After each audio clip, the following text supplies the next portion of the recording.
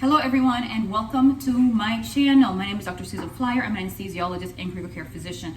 I have been meaning to get serious on this channel for approximately 10 months, and now I'm getting down into the nitty-gritty and serious about this because, well, I've been meaning to do it for a while.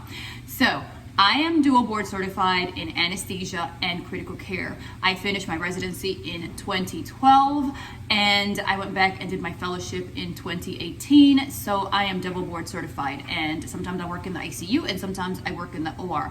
Currently I'm working in the OR, but for the majority of 2021 and 2022 I was working in the ICU.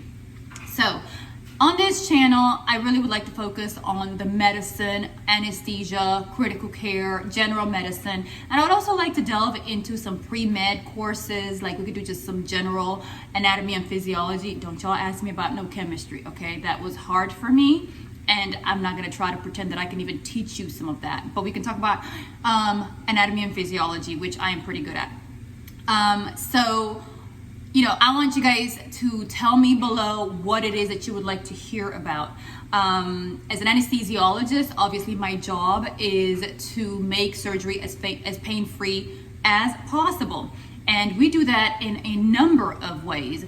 The most common one is we just render patients unconscious and give them what we call general anesthesia. It is general anesthesia, meaning you're completely unconscious. You may or may not have a breathing tube. Most of the time you do.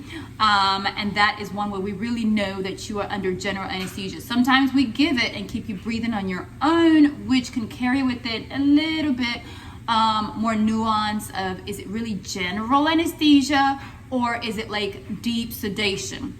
But the way we can tell is if somebody has the reflexes, like a cough and gag reflexes, if they're able to protect their airway, if they're able to follow commands. But for the most part, general anesthesia entails that you are going to have a breathing tube when you are undergoing your anesthesia. There are other types of anesthesia. We do spinal anesthesia, where we numb you from whatever level that we're going to do, typically from the waist down. We do this typically in the operating room with women who are about to have C-sections, and in other surgeries such as knee surgeries, hip surgeries. Those typically are done under spinal anesthesia, where the patient is numb, waist down, and that lasts a few hours.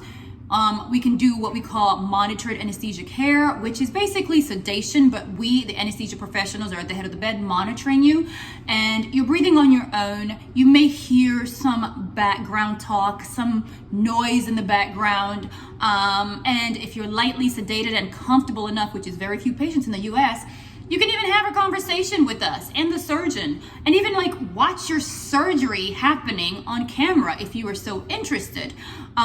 You may not remember it, but you can interact.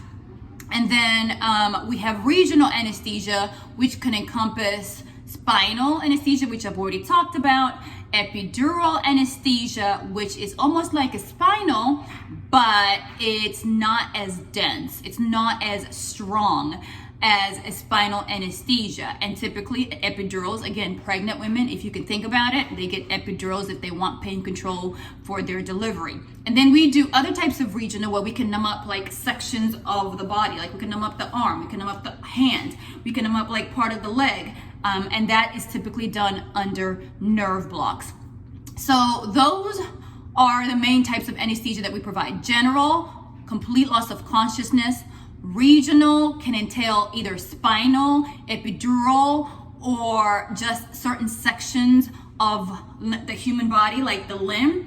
And that is, done a little bit less commonly. And then we have MAC, which is monitored anesthesia care. When nurses provide it, it is typically just called sedation, but when we do it, it is called monitored anesthesia care, because we, the anesthesia professionals, are sitting at the head of the bed, monitoring your vital signs and making sure that you're sleepy and comfortable for the procedure. So let me know down below if any of this makes sense, if you'd like me to extrapolate a little bit more on the different types, or whatever it is that you would like to get out of this channel from me. But like I said, I want to keep it medicine, pre-med, little tidbits about my life. The person you see walking back and forth is my mom. We live together and I help take care of her. She's elderly and disabled. I also live with my brother, who is a primary caretaker. I work and do mostly the finances part. So anyway, welcome to my channel. Thank you.